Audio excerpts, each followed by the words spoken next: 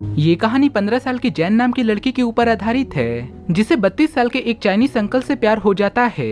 उसके बाद ये लोग सुबह शाम खाते पीते बस दिन रात टपाटप करते हैं, लेकिन जैन के घर वालों को सिर्फ पैसों से ही मतलब था। उसके बाद इन लोगों के टपाटप के कार्यक्रम में फुल स्टॉप कब लगता है वो आज की इस वीडियो में हम देखने वाले हैं। मैं जिस मूवी को एक्सप्लेन करने वाला हूँ उसका नाम है द लोवर, जिसे 1992 में रिलीज किया गया था। मूवी के स्टार्टिंग सीन में हम एक बूढ़ी माता को देखते हैं जो हमें लिखकर कुछ बताने की कोशिश कर रही थी, और उसके बाद हम 15 साल की एक जैन नाम की लड़की को देखते हैं जो कि स्कूल जाने वाली एक लड़की है, और वो अपने घर में अपनी माँ और 2 भाई के साथ रहती है। और यहाँ पर जैन की माँ एक टीचर है, लेकिन जैन के बड़े भाई का बिहेव जैन को बिल्कुल भी पसंद नहीं होता, क्योंकि वो हमेशा ईगो में ही बात करता था और वो अपनी छोटे बहन को हमेशा परेशान किया करता था। और ये बात जैन अपनी माँ को बताती है, लेकिन उसकी माँ उसके बड़े भाई को कुछ भी नहीं बोलती। और यहाँ पर जैन अपनी स्कूल की छुट्टी होने की वजह से वो अपने घर पर आई हुई थी, और स्कूल की छुट्टियाँ समाप्त होने के बाद वो लोग स्कूल के लिए वहाँ पर वापस जाने लगते हैं, और उसकी मॉम भी उसके साथ उसे छोड़ने के लिए जाती है। उसके बाद जैन नाव से बाहर निकलकर चीजों को सर्व कर रही थी, तभी उसी दौरान कार में बैठा एक इंसान कार से बाहर निकलकर जैन को ताड़ रहा था, जो कि काफी अमीर और मेड इन चाइनीज था। उसके बाद वो जैन के पास जाता है और उसे सिगरेट ऑफर करता है, लेकिन जैन इस पर उसे मना कर देती है और बोलती है कि मैं सिगरेट नहीं पीती। और मैं आपको बता दूं कि इस चाइनीज लड़के का नाम टोनी है, और वो जैन को बताता है कि मैं इसी गांव का रहने वाला हूँ, और अगर तुम चाहो तो मैं तुम्हारे हॉस्टल तक तुम्हें छोड़ दूंगा। जिसके बाद जैन भी उसकी बातों को मान जाती है, क्योंकि उसे भी लग्जरियस कार में बैठना था। कार में बैठने के बाद दोनों को एक दूसरे से बात करने का मन था, लेकिन उन लोगों के पास कोई भी पॉइंट नहीं था। तब जैन उस व्यक्ति को बोलती है कि मैं बस अभी 17 साल की हूँ, और उसके बाद टोनी भी अपनी एज 32 साल बताता है। उसके बाद पता नहीं उन दोनों के बीच में चरम सीमा कहां से आ जाता है, और टोनी उसके हाथ को पकड़ लेता है। परंतु जैन को भी यहाँ पर इस बात का बुरा नहीं लगता,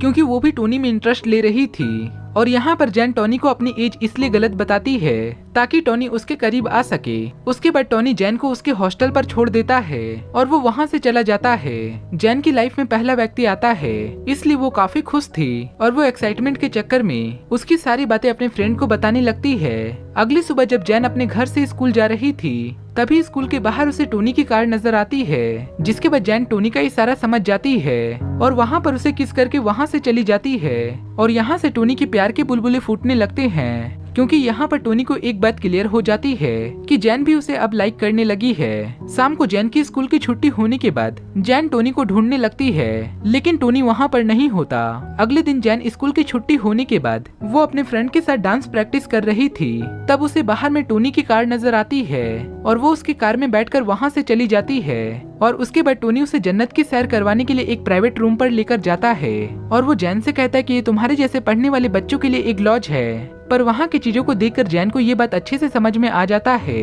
कि ये टपाटप करने वाला रूम है, जहाँ पर सिर्फ आवाजें ही निकलती है। और टोनी जेन की एज को लेकर काफी ज्यादा कंफ्यूज रहता है, क्योंकि जेन उस मेड इन चाइनीज व्यक्ति की एज से काफी ज्यादा कम थी। जिसके बाद टोनी जैन को अपने घर पर जाने के लिए कहता है। तब जैन उससे कहती है कि मुझे पता है कि तुम मेरे साथ क्या करना चाहते हो, और मैं भी चाहती हूँ कि तुम मेरे साथ टपाटप करो। ये सुनने के बाद भाई साहब टोनी को तो जैसे ड्राइविंग लाइसेंस ही मिल गया हो, कभी बैठ के तो कभी लेट के, कभी आगे से तो कभी पीछे से, कभी ऑडी तो कभी BMW, और वो पूरे दिन ही लगातार ऐसा ही करते हैं जैसे कि उनके गाड़ी का ब्रेक फेल हो गया हो।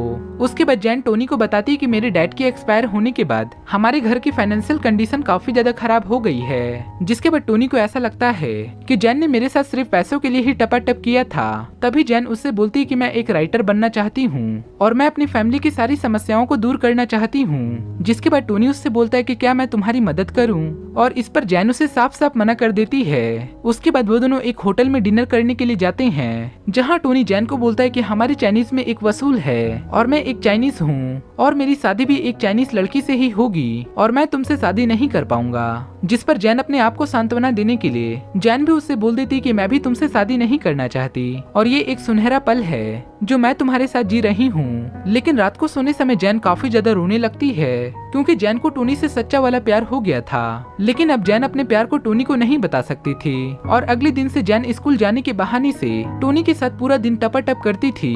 एक दिन जैन की मॉम उसे टोनी की कार से आते हुए देख लेती है और घर पहुंचने के बाद जैन को उसे एक लेटर दिखाती है जो कि जैन की स्कूल कंप्लेन थी, क्योंकि वो काफी दिनों से स्कूल नहीं जा रही थी। और उस लेटर में लिखा हुआ था कि जैन काफी दिनों से स्कूल नहीं आ रही है। जिसके बाद जैन की मॉम उससे काफी ज्यादा गुस्सा होती है और वो उससे पूछती है कि तुम इतने दिनों से कहाँ थी। जिस पर वो अपनी मॉम को बताती है कि मेरा एक दोस्त है और वो एक बहुत ही ज्यादा अमीर व्यक्ति है। और ये सुनने के बाद उसके घर वाले भी उसे कुछ भी नहीं बोलते। और यहाँ पर हम लोगों को पता चलता है कि जैन के घर वाले काफी लालची हैं। अगले दिन जैन अपने फैमिली को टोनी से मिलवाने के लिए ले जाती है, जहाँ टोनी भी उसके फैमिली से बात करता है। परंतु यहाँ पर उसकी फैमिली को टोनी की बातों से घंटा भी फर्क नहीं पड़ता और सारे लोग खाने के पीछे पड़े हुए थे, क्योंकि उन लोगों को सिर्फ टोनी का खाना पीना और हराम पचाना था। लेकिन टोनी इन लोगों के हरकतों को देखकर इनके इरादों के बारे में समझ जाता है और वो इन लोगों को कुछ पैसे दे देता है। अब जैन के घर वालों को टोनी से कोई भी प्रॉब्लम नहीं थी। अब यहाँ पर टोनी जैन के साथ दबाकर टपाटप करता है और उसके बाद जैन एक दिन टोनी से कहती है कि मेरी मॉम को कुछ पैसों की जरूरत है और वो पैसों के लिए उसे मना नहीं करता, क्योंकि टोनी पैसों की वजह से जैन को खोना नहीं चाहता था। और उसके बाद जैन की मॉम तेज बारिश में भी जैन के स्कूल आकर उससे पैसे ले लेती है। अब यहाँ पर जैन की सारी क्लास की लड़कियां उससे दूर रहने लगी थी,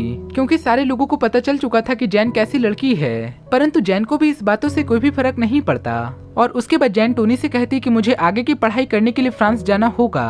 और उसके बाद टोनी जैन को अपनी माँ की दी हुई डायमंड रिंग उसे दे देता है, ताकि रिंग के बहाने वो टोनी को याद रख सके।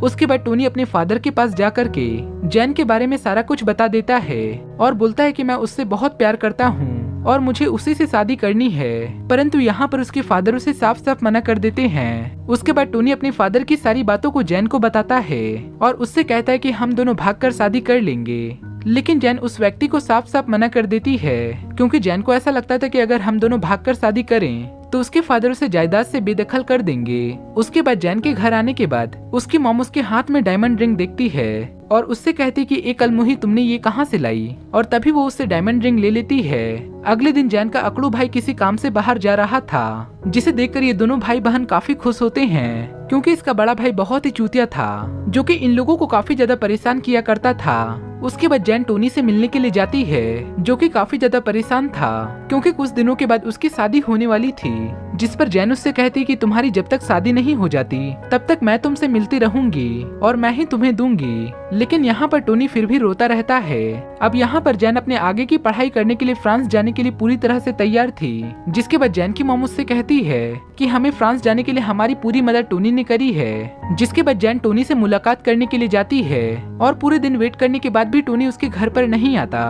और फ्रांस जाते समय उसे टोनी की कार नजर आती है। जिसके बाद उसे ऐसा लगता है कि टोनी उससे मिलने के लिए आया है, लेकिन टोनी भी वहाँ पर नहीं आता और फिर जैन काफी ज्यादा रोने लगती है। अब यहाँ पर हम आपको बताते हैं कि जो स्टार्टिंग में आपने बूढ़ी माँ को देखा था, जो लिखकर कुछ हमें बताने की कोशिश कर रही थी, वो असल में जेनी ही थी और ये सारी कहानी को लिखकर वो हमें बता रही थी। तब उसी दौरान उसे टोनी का कॉल आता है और वो उससे कहता है कि मैं शादी के बाद भी तुमसे ही प्यार करता हूँ और मरते दम तक मैं सिर्फ तुमसे ही प्यार करता रहूंगा। और जितना कुछ भी आपने इस वीडियो में देखा वो जैन नाम की एक बूढ़ी औरत ही कर रही थी, जिसने अपनी कहानी को बताया और ये मूवी यहीं पर समाप्त हो जाती है। आई होप कि ये हमारी वीडियो आपको जरूर पसंद आई होगी। वीडियो पसंद आया हो तो वीडियो को एक लाइक करें और आगे भी हमारे साथ बने रहने के लिए चैनल को सब्सक्राइब करें और नीचे दिए गए बेल आइकन को जरूर दबा दें, ताकि आने वाली वीडियो की नोटिफिकेशन आपको हमेशा मिलती रहे। फिर मिलेंगे ऐसे ही अगले इंटरेस्टिंग वीडियो को लेकर, तब तक के लिए बाय बाय।